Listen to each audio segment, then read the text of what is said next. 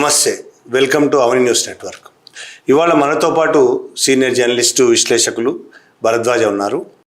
ఈ మధ్య రిలీజ్ అయ్యి బాగా ఆడుతున్న సినిమా మా ఇంటి బంగారం గురించి ఇవాళ భరద్వాజ గారితో మాట్లాడదాం. భరద్వాజ గారు, ఈ మా ఇంటి బంగారం చాలా అద్భుతంగా ఉందని కొంతమంది అంటున్నారు, బాగాలేదనేటోళ్ళు కూడా చాలామంది ఉన్నారు. ఏంటి అసలు దీని కథ ఏంది, ఎలా ఉంది? ఇది నిజంగానే ఇంకొంతమంది ఇది స్త్రీలను బలమైన స్త్రీల ఆత్మగౌరవాన్ని నిలబెట్టిన సినిమా అని, స్త్రీ హక్కులను కాపాడిన సినిమా అని అట్లా చాలా ప్రచారం కూడా జరుగుతుంది. ఏంటి ఈ కథ ఏంటి? నిజంగానే స్త్రీల ఆత్మగౌరవాన్ని నిలబెట్టిందా? ఏం జరిగింది? ఆత్మగౌరవాన్ని నిలబెట్టిన సినిమా అని చెప్పుకోవడం కష్టం. ఎందుకంటే ఈ సినిమాలో ప్రధాన పాత్ర సమంత తను ఒక మంచి కోడలుగా ఆ ఇంట్లో ఎమర్జ్ అవ్వాలని అనుకుంటుంది. కోడలకు ఉండవలసినటువంటి లక్షణాలు ఏవి ఈ అమ్మాయి బ్రాటప్ నుంచి ఉండవు. ఆ అమ్మాయి అనాథ, చిన్నప్పుడే తల్లిదండ్రి చనిపోతారు, ఒక అనాథాశ్రమంలో పెరుగుతూ ఉంటుంది.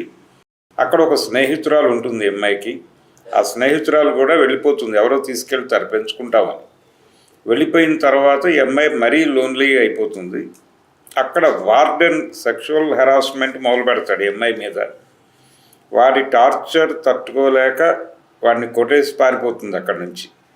పారిపోయిన తర్వాత జీవితంలో ఎలా నడిస్తే అలా నడుస్తూ ఉండగా ప్రతి చోట ఈ రకమైనటువంటి ఇబ్బందులు పడుతూ ఒక ఉద్యమంలోకి ప్రవేశిస్తుంది. వాళ్ళే తీసుకెళ్తారు ఈ అమ్మాయిని కాపాడి. ఈ అమ్మాయి మీద ఎవరో దాడి చేయబోతే వాళ్ళ నుంచి ఈ అమ్మాయిని కాపాడి తమతో తీసుకెళ్తారు. తీసుకెళ్ళి ఈ అమ్మాయికి యుద్ధ విద్యలు అన్నీ నేర్పిస్తారు. నేర్పించి ఒక ధీరగా మారుస్తారు. ఈ అమ్మాయి బేలగా ఉంటుంది, ఆ అమ్మాయిని ధీరగా మార్చి జీవితాన్ని ఎదుర్కొనే ధైర్యాన్ని ఇస్తారు. ఆ ధైర్యంతోనే ప్రతి విషయాన్ని చాలా బ్యాలెన్స్డ్గా ఆలోచిస్తూ ఉంటుంది.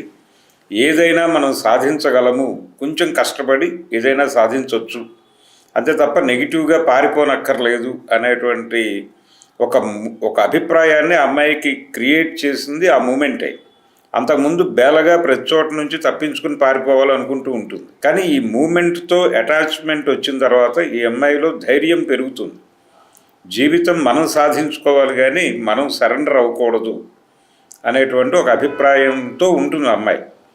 ఆ ఉన్న టైంలో ఆ అమ్మాయి మూమెంట్లోంచి బయటకు వచ్చేస్తుంది. ఒక బ్యాడ్ ఎలిమెంట్ హెరాస్మెంట్ తట్టుకోలేక బయటకు వచ్చేస్తుంది.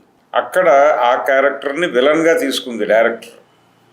తీసుకుని అతను ఈ అమ్మాయిని టార్గెట్ చేస్తూ ఉంటాడు. ఈ అమ్మాయి ఒక రకంగా ఇతని ఇన్ఫర్మేషన్ పోలీసులకి ఇస్తుంది. ఇచ్చి అతన్ని అరెస్ట్ చేయిస్తుంది. అరెస్ట్ చేయించి తను బయటకు వచ్చేస్తుంది మూమెంట్లోంచి. బయటకు వచ్చేయటం, ఈ అరెస్టు చేయించటము, మూమెంట్లోంచి బయటకు రావటం, అతను అరెస్ట్ అవ్వటం అంటే నిజానికి అతని పార్టీకి హామ్ చేస్తాడు. ఆ సన్నివేశాలు కూడా చిత్రీకరించాడు. అతను ఎవరి దగ్గర డబ్బులు తీసుకుని ఇంకెవరినో పట్టించేస్తాడు. అంటే అతను ఉద్యమానికి కూడా బ్యాడ్ ఎలిమెంటే అని చెప్పారు. అలాంటి ఎలిమెంట్స్ ఉన్నారు కొంతమంది. జడల నాగరాజు కావచ్చు, లేకపోతే నయీం కావచ్చు, సమ్మయ్య కావచ్చు, ఉన్నారు. దాంతో పెద్దగా భేదాభిప్రాయం లేదు. కానీ ఆ ఎలిమెంట్స్ ఉంటూనే ఉద్యమం చాలామందికి రకరకాల స్ఫూర్తినిచ్చింది. ఈ సినిమా వరకు కన్ఫైన్ అయితే ఆ అమ్మాయికి జీవితాన్ని అర్థం చేయించింది, నడిపించింది ఉద్యమమే. చెడు ఎలిమెంట్స్ ను ఉద్యమాలు ఎప్పుడు గెంటేస్తాయి కదా, గెంటేస్తాయి. వాళ్ళు బయటకు వచ్చేస్తారు. అలాగే బయటకు వస్తాడు ఇతను కూడా. ఇతను బయటకు వస్తాడు. అతన్ని పట్టించి ఈ అమ్మాయి బయటకు వచ్చేసి వేరే ఎవరినో ఒక డాక్టర్ని పెళ్లి చేసుకుంటుంది. ఆ డాక్టర్ పెళ్లి చేసుకుంటాడు ఈ అమ్మాయిని. చేసుకున్న తర్వాత ఈ అమ్మాయికి వంట రాదు, అయినప్పటికీ భరిస్తూ ఉంటాడు. ఈ క్రమంలో అతను ఇంట్లో వాళ్ళకు చెప్పకుండా పెళ్లి చేసుకున్నాను అనే గిల్టీ కాన్షియస్తో ఇంటికి వెళ్ళడు. అతని చెల్లెలి పెళ్లి సందర్భంగా వాళ్ళ తమ్ముడు ఫోన్ చేస్తాడు, నువ్వు రా ఇంటికి వదినని తీసుకుని అని. అప్పుడు ఇతను ఈ అమ్మాయిని తీసుకుని అక్కడికి వెడతాడు. వెళ్ళినప్పుడు ఫాదర్ పిలవలేదు అని తెలుస్తుంది. తెలిసినప్పుడు నువ్వు టెన్షన్ పడకు, నేను ఏదో పద్ధతిలో వీళ్ళని అట్రాక్ట్ చేసి, నేను కదా సమస్య, నేను వాళ్ళకి నచ్చేలాగా ప్రవర్తించడం ద్వారా తిరిగి ఇంట్లో నీకు స్థానాన్ని నిలబెడతాను అని చెప్తుంది. చెప్పి వంట చేయటం ద్వారా కోడలు స్థానాన్ని నిలబెట్టుకోవాలి అని ఆలోచిస్తుంది. అది ఎలాంటి చైతన్యము అనేది అర్థం చేసుకోవాలి ప్రేక్షకుడు. అక్కడి నుంచి ఉద్యమం ఇచ్చిన చైతన్యానికి ఆమెను నిలబెట్టిన తీరుకి పూర్తిగా వేరే రకమైన పద్ధతిని డైరెక్టర్ ఎన్నుకుంది. అంటే కథకుడు ఎన్నుకున్నాడా, డైరెక్టర్ ఎన్నుకున్నాడా కానీ ఎన్నుకున్నాడు. కథకుడే. కథకుడికి ఉద్యమం తాలూకా అతను జస్ట్ ఒక విలన్ కావాలి, ఆ విలన్ ని ఈ అమ్మాయితో కనెక్ట్ చేయటానికి ఒక లింక్ గా ఉద్యమం ఆలోచించాడు తప్ప అంతకు మించి ఏం తెలియదు, ఉద్యమాల గురించి తెలియదు. ఉద్యమం గురించిన కనీసపు అవగాహన లేదు, స్టడీ లేదు.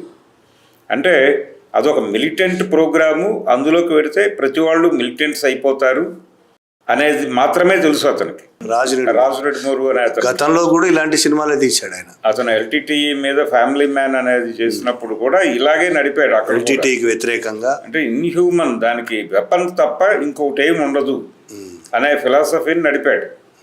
నిజానికి ఆయుధం పట్టుకున్న మనిషికి కూడా ఒక ఆత్మగౌరవము, ఒక సంఘర్షణ, సమాజం పట్ల ఒక స్పందన ఉంటుంది అక్కడ.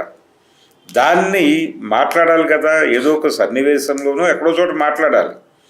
ఈ అమ్మాయి అక్నాలెడ్జ్ చేయొచ్చు ఒక డైలాగ్లో, ఆ ఉద్యమం నుంచే నేను ఇలా తయారయ్యాను, జీవితాన్ని ఎలా అర్థం చేసుకోవాలో నాకు నేర్పించింది ఉద్యమమే, కానీ ఆ ఉద్యమంలో ఉన్న ఒక బ్యాడ్ ఎలిమెంట్ నన్ను వెంటాడుతోంది, దాన్ని నిర్మూలించడం నా బాధ్యత. ఎందుకంటే నాకు ఈ మంచి ఆలోచనని, ఈ మంచి అవగాహనని ఇచ్చినటువంటి ఉద్యమం రుణం తీర్చుకోవటం, ఇది అతన్ని చంపటం అనేది.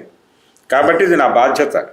ఇది ఈ కుటుంబాన్ని కాపాడుకోవటం అతని నుంచి అనేది ఒకటే కాదు, ఈ కుటుంబము కావాలి, నాకు ఆ ఉద్యమము కావాలి.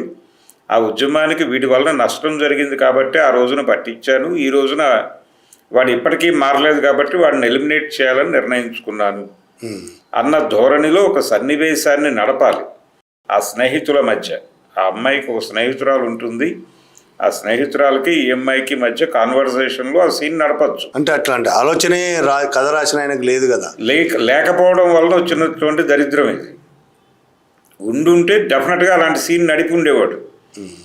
నిజానికి ఇక్కడ ఈ నక్సల్ ప్రభావిత రాజకీయాలు బలంగా ఉన్నటువంటి ఆంధ్రప్రదేశ్ నుంచి ఒక్క నిలకడైనటువంటి నక్సల్ ఉద్యమానికి సంబంధించినటువంటి ఒక నిజాయితీ కలిగినటువంటి ఒక విశ్లేషణ అనండి, లేకపోతే కనీసం దాన్ని డాక్యుమెంటేషన్ చేద్దాము అనే తపన, నిజాయితీతో డాక్యుమెంటేషన్ చేద్దాం అనే తపన కూడా సినిమా పరిశ్రమలో ఏ ఒక్కడికి కనిపించకపోవటం, దాన్ని రొమాంటిసైజ్ చేయటం అనేది ఒక పద్ధతి.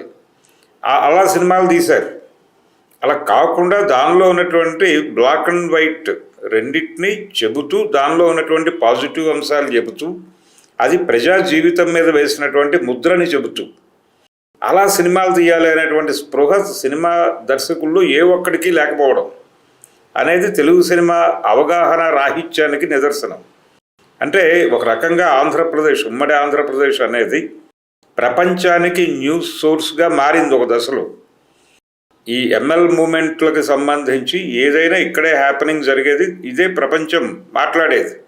అది ప్రపంచ న్యూస్ ఛానల్స్ కావచ్చు, లేకపోతే వార్తాపత్రికలు కావచ్చు, ఇక్కడి నుంచే న్యూస్ తీసుకుని నడిపేవి. కానీ ఇక్కడ పత్రికలకి కానీ, ఇక్కడ రచయితలకి కానీ, లేకపోతే ఇక్కడ సినిమా దర్శకులకు కానీ ఇది ఏమాత్రము దీంతో లింకేజ్ లేకపోవడం అనేది ఒక దౌర్భాగ్యం. దీన్ని ప్రాపర్గా అర్థం చేసుకునేటువంటి సెక్షన్ అటువైపు వెళ్ళకపోవడం కూడా అందువల్ల జరిగింది అనుకుంటున్నాను నేను. కనీసపు అవగాహన ఉన్నవాళ్ళు కూడా, అంటే ఇప్పుడు నరసింహరావు గారు లాంటి వాళ్ళకి కొంత ఇన్ అండ్ అవుట్స్ తెలుసు.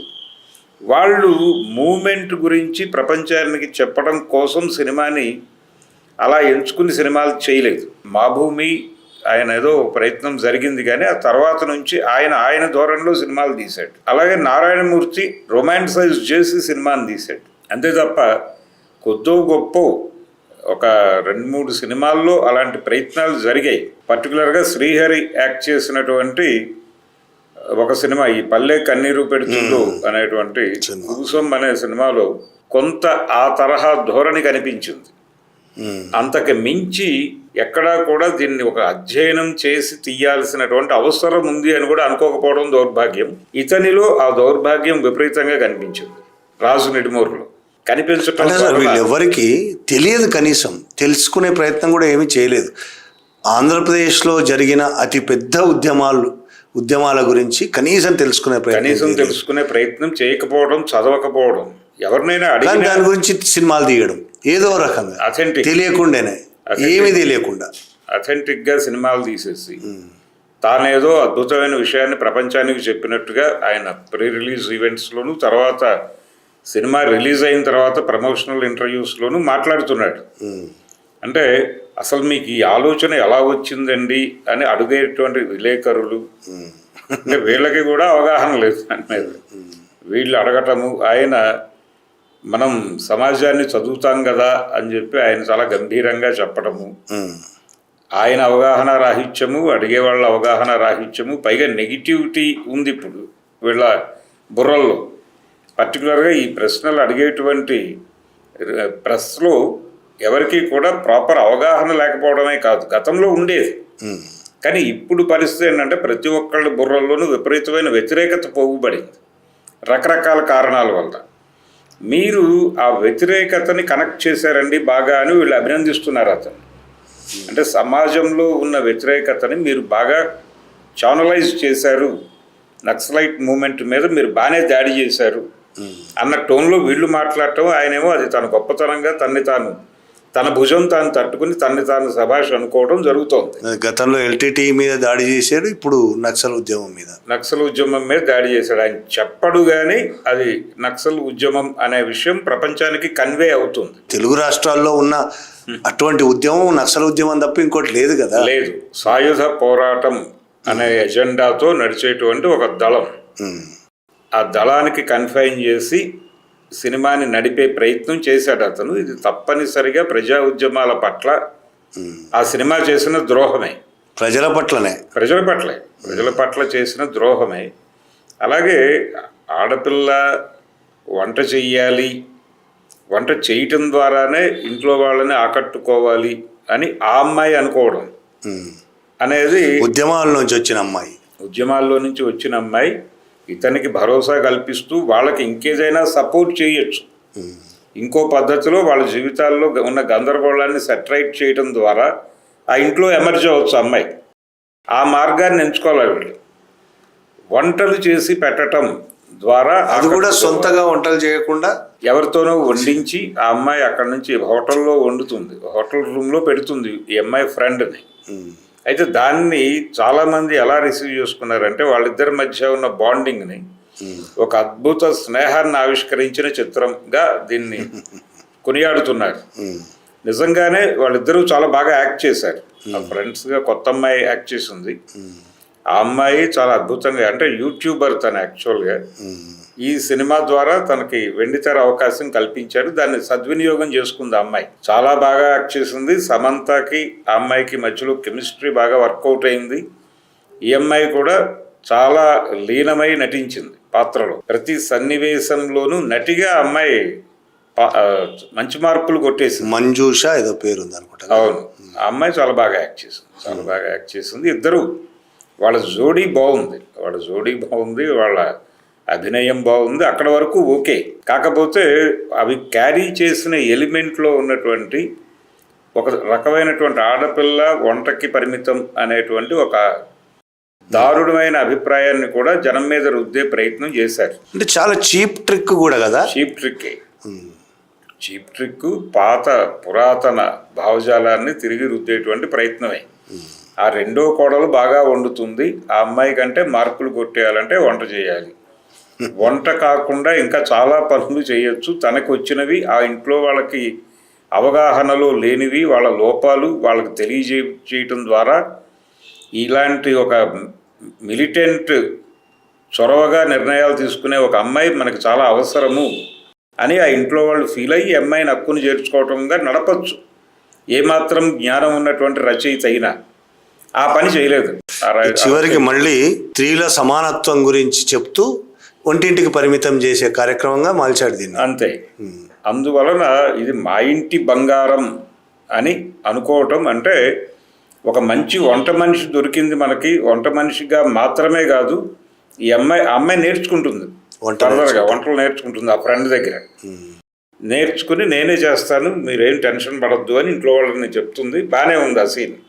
అయితే ఈ అమ్మాయిలో ఏం చూస్తుంటుంది ఆ కుటుంబం? ఒక మంచి వంట మనిషిని, అలాగే ఒక మంచి ఫైటింగ్ తెలిసినటువంటి ఒక మిలిటెన్సీ ఉన్న అమ్మాయి, ఇంట్లోకి ఏదైనా ప్రమాదం వస్తే ఎదుర్కోగలిగినటువంటి ఒక మంచి కాపలాదారు, అంటే ఒక గన్మ్యాన్ లాంటిది, ఫ్యామిలీకి గన్మ్యాన్ లాగా ఉండేటువంటి మిలిటెన్సీ ఉన్న అమ్మాయి వంట పని అన్ని పనులు చేసుకుంటుంది. కాబట్టి ఒక మంచి అద్భుతమైనటువంటి బానిసను తెచ్చాడు అని చెప్పి పెద్ద కొడుకుని సన్మానం చేసే పరిస్థితి. ఆ దిశగా కథని నడిపించేశాడు ఆయన. నడిపించి సనాతన ధర్మాన్ని ఉద్ధరించినట్టుగా ఫీల్ అయి ఉండొచ్చు ఆ కథా రచయిత. అయితే ఉమెన్ అవేర్నెస్ పట్ల అవగాహన ఉంది నాకు అని చెప్పుకునేటువంటి నందిని రెడ్డి గారు ఆ ఫార్మెట్లో కథని డ్రైవ్ చేయటం అనేది ఆవిడికైనా ఎక్కడో చోట ఇబ్బందికరంగా అనిపించి ఉండాలి, ఒక అమ్మాయి కాబట్టి. కానీ తను కూడా అలా ఫీల్ అవ్వాల. అంటే వీళ్ళెవరికి కనీసంగా ఆలోచన రాకపోవటం అంటే దాన్ని నేను ఎలా చూశానంటే, సమాజం మీద ఈ కాషాయ దండు వేసినటువంటి ప్రభావంగా చూస్తున్నాను నేను దాన్ని. అంటే బుర్రలని middle class, upper middle class బుర్రలని వీళ్ళు పూర్తి స్థాయిలో పొల్యూట్ చేసి యాంటీ లెఫ్ట్గా మార్చేశారు. మార్చేయడంతో పాటు ఈ ధర్మము, ఈ కుటుంబ విలువలు, వీటన్నిటినీ చాలా సీరియస్గా పట్టించుకోవాల్సిన అవసరం ఉంది అనేది కూడా విపరీతంగా బుర్రల్లోకి ఎక్కించేశారు. దాని ప్రభావం వల్ల ఇలాంటి సినిమాలు వస్తున్నాయి. వీళ్ళు కనీసంగా ఆలోచించట్లేదు. అంటే చైతన్యం చంపేసేటువంటి పరిస్థితుల్లోకి జనాల బుర్రలను తీసుకెళ్ళటానికి ఇది ఒక ఉదాహరణ, తీసుకెళ్లారు అనడానికి ఇది ఒక ఉదాహరణ. కాబట్టి ఈ సినిమా మీద పాజిటివ్గా రకరకాలుగా చెప్తున్నారు, కానీ దీనిలో ఇంత దుర్మార్గమైనటువంటి కంటెంట్ని వీళ్ళు చాలా అందంగా డెలివరీ చేశారు అనే జ్ఞానం లేకపోతే మాత్రం ఇది చాలా ప్రమాదకరమైన సినిమా. అంటే ఈ తుపాకులు వేసుకొని పోరాటం వాటి మీదనే ఎక్కువ కాన్సన్ట్రేట్ చేసినట్టు పోస్టర్లో చూస్తే తుపాకులు మిలిటెంట్ అంటే ఒక గృహిణి తుపాకీ పట్టుకోవడం అనేది కమర్షియల్గా వర్కౌట్ అవుతుంది అనుకున్నారు వాళ్ళు. అది వర్కౌట్ అయింది. అంటే ఆడపిల్లలు కూడా రకరకాలుగా కనెక్ట్ అవుతున్నారు. లేయర్స్గా నడిచినటువంటి కథలో అక్కడ పురుషాధిపత్యం ఉంది, అక్కడ కూడా పురుషులు స్త్రీలను అణిచివేయటం అనేది ఉంది అనే లేయర్ కొంతమందికి కనెక్ట్ అయి ఉండొచ్చు. ఇంట్లో మామగారితో ఒక అద్భుతమైన డైలాగ్ చెప్పించారు ఒక సీన్లో. నేను రాజకీయాల్లో ఉండటం వలన నా వలన ఇంటికి చాలా ప్రమాదాలు వచ్చాయి. ఆ ప్రమాదాలప్పుడు మీరందరూ నాకు సపోర్ట్గా నిలబడ్డారు. ఇప్పుడు ఆ అమ్మాయి వలన ఒక సమస్య వచ్చిందని చెప్పి ఆ అమ్మాయిని వెళ్ళిపోమంటే ఎలా కుదురుతుంది? అది కూడా యాక్సెప్ట్ చేద్దాం. ఆ అమ్మాయి మన ఫ్యామిలీ మెంబర్ అనుకున్నాం కదా, అమ్మాయి వంటలు తిన్నప్పుడు. ఇప్పుడు కూడా ఆ సమస్య మందే అనుకుందాం, అనుకుని సాల్వ్ చేయడానికి మనం ఏం చేయగలమో ఆలోచిద్దాం అని మామగారితో ఒక డైలాగ్ చెప్పించారు. ఆ సీన్ బాగుంది. అలాంటి అది వాళ్ళిద్దరి మధ్య స్నేహము, ఆ ఇద్దరు ఫ్రెండ్స్ మధ్య బాండింగ్, ఇలాంటి ఎలిమెంట్స్ బాగున్నాయి. కొంచెం ఆ లేయర్స్లో నడిపినవి. అలాగే మూమెంట్లో ఇలాంటి ఎలిమెంట్స్ ఉంటారు అని చెప్పడం కూడా ఓకే, కానీ దాన్ని జస్టిఫై చేయకపోవడం అనేది ద్రోహం. ఆ ద్రోహం అనేది కనీసం మనం ద్రోహం చేస్తున్నాము అనే స్ఫురణ లేకపోవడం. ఆ అమ్మాయి అలా తయారయ్యాను, నేను ఆ ఉద్యమం వలనే నా జీవితాన్ని నేను నిలబెట్టుకోగలిగాను అనేటువంటి ఒక కృతజ్ఞతా భావం ఆ క్యారెక్టర్లో నుంచి ఎలివేట్ చేయాలి వీళ్ళు. అది చేయాలంటే వాళ్ళకి అది అర్థం కావాలి. వాళ్ళకే అర్థం కాలేదు, ఈ పాత్రకే అర్థం కాలేదు. మొత్తానికి అలా ఒక రియాక్షనరీ సినిమాగా మిగిలింది. అంటే మొత్తానికి సినిమాలో ఒకవైపు నక్సల్ ఉద్యమాన్ని చెడుగా చూపించే ప్రయత్నము, రెండో ఒక స్త్రీకి సంబంధించి కూడా బానిసలాగా చూపించే బానిసలాగా. వంటింటి బయటికి చూస్తేనేమో అసలు చాలా మంది ప్రేక్షకులు ఆమెను చాలా రెబల్గా చూస్తున్నారు, కానీ రెబల్ కాదు అక్కడ బానిసలాగా చూపించారు అనేది మీరు చెప్తున్నమాట. ఈ రెండు విషయాలు మొత్తం సినిమాను నాశనం చేశాయి. దీనికి బాధ్యత రాజు నిడుమూరు, నందిని రెడ్డి గారు ఇద్దరు వహించాల్సిన అవసరం ఉన్నది. చూసిన ప్రేక్షకులు చాలామంది ఎందుకు దీన్ని స్త్రీలు ఖచ్చితంగా చూడాల్సింది, స్త్రీల హక్కులను నిలబెట్టే సినిమాని ఎందుకు ఫీల్ అవుతున్నట్టు? అసలు స్త్రీల హక్కులు గురించినటువంటి చర్చ లేదు అసలు ఈ సినిమాలో ఎక్కడా కూడా. అంటే ఆ అమ్మాయి అంటే ఆత్మగౌరవం కూడా అంతకంటే లేదు. అంటే ఆ అమ్మాయి తన భర్త కుటుంబానికి దూరం అయ్యాడు, తన వలన దూరం అయ్యాడు కాబట్టి తను ఏదో ఒకటి చేసి ఆ ఇంట్లో స్థానం సంపాదించుకుని భర్తని ఆ ఇంట్లో నిలబెట్టాలి అన్నంత వరకే అమ్మాయి ప్రోగ్రాం. అందుకోసం చిన్న కోడలు పేరు సంపాదించుకుంది, వంటలు అద్భుతంగా చేస్తుందని పోటీ పడి నేను కూడా మనం కూడా సంపాదించేస్తే సెటరైట్ అయిపోతుంది అన్నంత వరకే అమ్మాయి ఆలోచిస్తుంది. అందులో ఆత్మగౌరవం లేదు, ఆత్మగౌరవం లేదు, సమానత్వం లేదు, రెండూ లేవు. అయితే ఆ భర్తని పేరు పెట్టి పిలుస్తుంది. వాళ్ళు కొంచెం ఆశ్చర్యపోతూ ఉంటారు మధ్యలో, ఏమిటిది పేరు పెట్టి పిలుస్తోంది అమ్మాయి అని. నెమ్మదిగా అడ్జస్ట్ అవుతారు. తను కూడా మార్చుకునే ప్రయత్నం చేస్తుంది, వీళ్ళేదో గాయపడుతున్నారు అని. మళ్ళీ ఏమండి అని మొదలు పెడుతుంది, ఏవండి అంటుంది. అయితే ఒకే ఒక్క సీను, ఆ మామగారు మాట్లాడిన సన్నివేశం మాత్రమే కొంచెం మహిళల పట్ల ఎలా వ్యవహరించాలి అనే దానికి సంబంధించి కొంచెం కాన్షియస్గా రాసిన సీన్.